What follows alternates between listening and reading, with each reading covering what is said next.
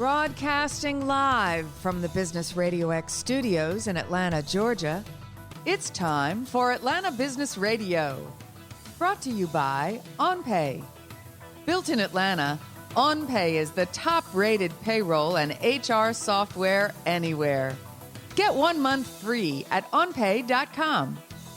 Now, here's your host. Lee Cantor here, another episode of GSU ENI Radio, and this is going to be a good one. Today on the show, we have Marques Herrington with Edusophic, Curriculum Development and Solutions. Welcome. Hey, how you doing today? I am doing well. I am so excited to learn what you're up to. Tell us about your business. How you serving folks? Well, for one, I'm from the Atlanta, Georgia area. And, as a teacher of 14 years or so, I've come up with this company to address the disconnect between a lot of educational, curricular, and pedagogy and strategies and the actual local communities that present themselves with the children there. So Edusophic is kind of a connect where we want to leverage technology, specifically virtual reality platforms, to do this kind of work, to kind of create and design and construct curriculum that addresses this gap. So now, who is the buyer of your service? Is it the educational institutions or is it the consumer? Right. So we want to direct this towards school districts, obviously. I know oftentimes it's difficult to kind of get in school districts just because of kind of the standardized thing and, making sure that things are aligned according to the standards. So in addition to school districts, we also want to look at after-school programs. We want to look at charter schools. We want to look at private schools, just basically any place that has kind of this educational component to them. So now walk me through, say I own a private school and you come to me and you go, hey, I got this great idea. Pitch me on it. Tell me how it works and why I should be considering it. So, hey, this is Edusophic, and basically what we would do is we would come to you. I have a research team that would come, and we would just talk about, hey, what are some challenges that you're having within the community, and what kinds of curricular things can we do to connect what's going on in the classroom, which oftentimes is a traditional one-size-fits-all deal, to more of a localized, customized curriculum. And what we do is we provide this on an immersive VR platform, right? So all of the things that you might be dealing with, especially in this time of COVID, where kids are disengaged and they're disinterested, and there's a lot of lag and there's a lot of space where kids are behind instructionally, okay?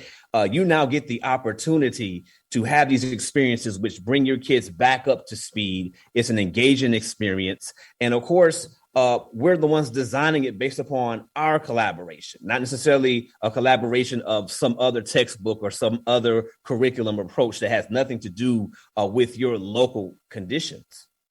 Now, is some of the learning going to be kind of the nuts and bolts of learning, like math and English and science, or is it more kind of the social sciences? Is it more the softer things? What are my students going to learn specifically? Are they going to learn math better because of this? Got you. So what we're doing is we're using engineering as a foundation, right? So the idea is to come up with solutions that are local to communities. And in that, we offer or then add in the relevant mathematics that goes with that. So if I need to plot lines or know speed rates or, whatever rate I need, for example, then that will become a part of that.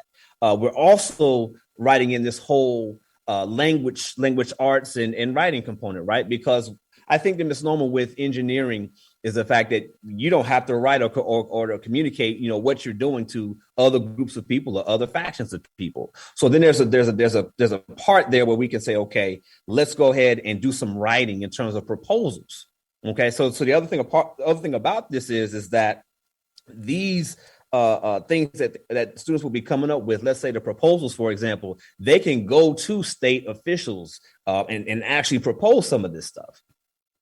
So then, when you say it's kind of customized to the environment, it's yes. So if I was in a maybe a farming part of the country, Sure. then the examples and maybe the kind of the immersion would be farm oriented because that's what those folks are doing, as opposed to somebody that's maybe in an urban setting would be more of kind of a city type environment, and those would be the examples. Absolutely. So, for example, I found this out just recently. Georgia is number 5 in the world, right, in terms of chicken production. We're talking about, cutting the chicken and packaging it and all this kind of stuff, right? So I'm in the process of partnering with Georgia Tech. Georgia Tech has a VR thing going on over there, but what they're doing is they're looking at ways to troubleshoot some of the issues that are happening. So say, for example, with packaging chicken, right? You have to have 20 people in there per line, 100 people, in some plant, and they have to cut the chicken, they have to process it. These are long hours. So we're trying to figure out how to bring in some type of robotic sense or something where we don't have as much human labor in this case. So what Georgia Tech is doing there is they're interfacing experts. It could be scientists. They could be there or across the country. They're interfacing these experts with in a VR kind of way, right? With the robots that can then do this work. So, for example, this would be how you would go and use a VR platform to kind of address some challenges. So we're in the process off of this, trying to figure out, well, how can we then kind of translate this into more of an educational setting, for engineering students. Right. So then, I definitely see a place for it, especially with the remote learning, Yes. because a lot of students' engagement levels are probably at all-time lows in terms of Definitely. them, even dealing with other people in their class. It's just almost impossible nowadays. It really takes an effort that is maybe it's just not engaging enough. So I can see the value there. Do you think that this is also suited for those businesses? So as a training tool, outside of the typical young student, but maybe the adult learner, to helping them train and immerse themselves in this type of knowledge and learn faster. Oh, absolutely. And I think the trend that we're realizing here is we're moving towards a more of a digital world, right? It's already started with our smartphones. And then, of course, with COVID, teachers had to learn how to leverage virtual learning and virtual technology. So we're moving towards that, okay? The next best thing on that track is the virtual reality component. And I think because of the fact it is an immersive experience where you're able to kind of, and this is for kids and parents alike, to kind of block out those distractions and be immersed in a world where they can be creative and have this experience, right? Where they're able to engage, with interactive objects and do that kind of thing. I think it's definitely going to serve its purpose and be an advantage moving forward for, again, students and parents and adults and kids alike to really use this as a powerful learning tool.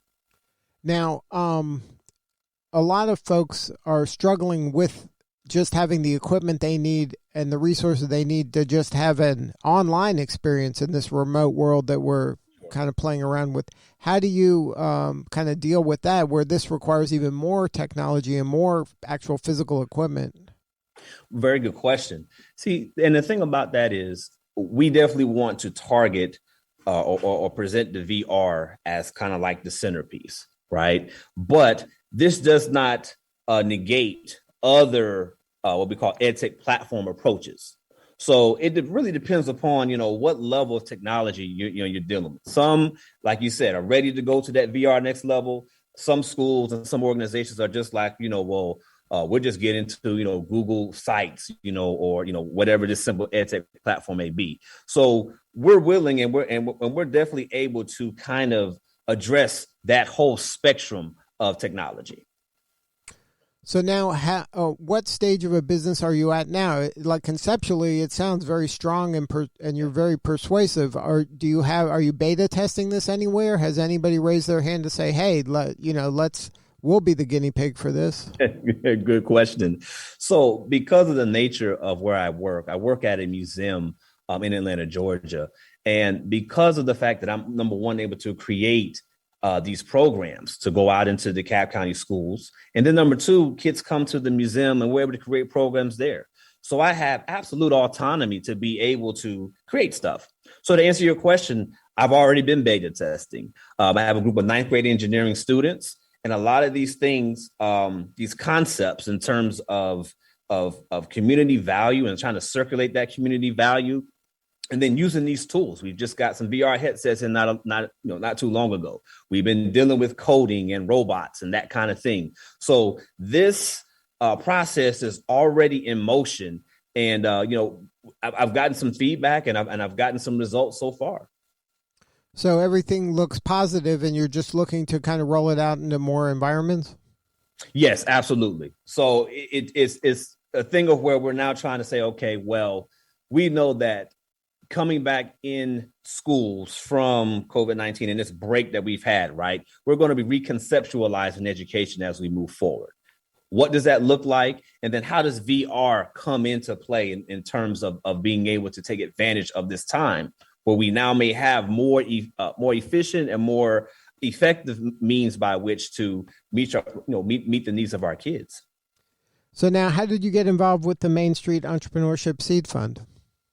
Well, I am a current doctoral student there. I'm a fifth-year doctoral student, and my background, of course, is in math education. So I just happened to kind of start this company, just feeling like it's time. It's just time to do it, right?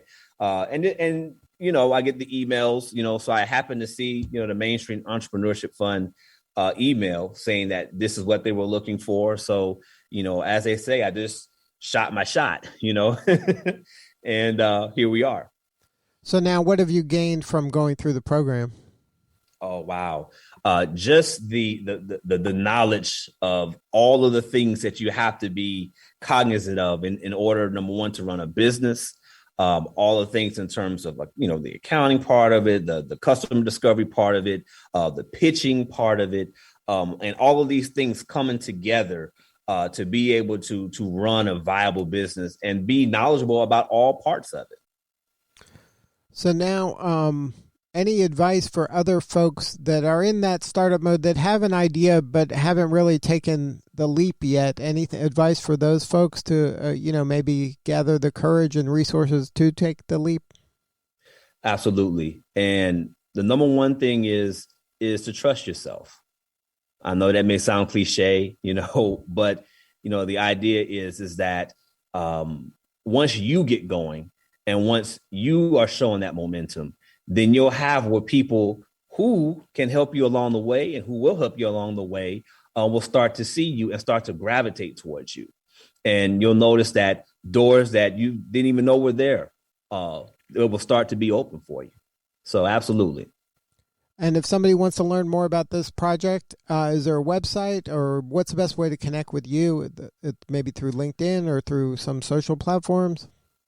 They can contact me through email right now. I'm in the process of getting the website, the final website, kind of ready to go. And that'll happen in a matter of another week or so. But for right now, if you want to hit me at Edusophic, that's EDUSOPHIC @gmail.com.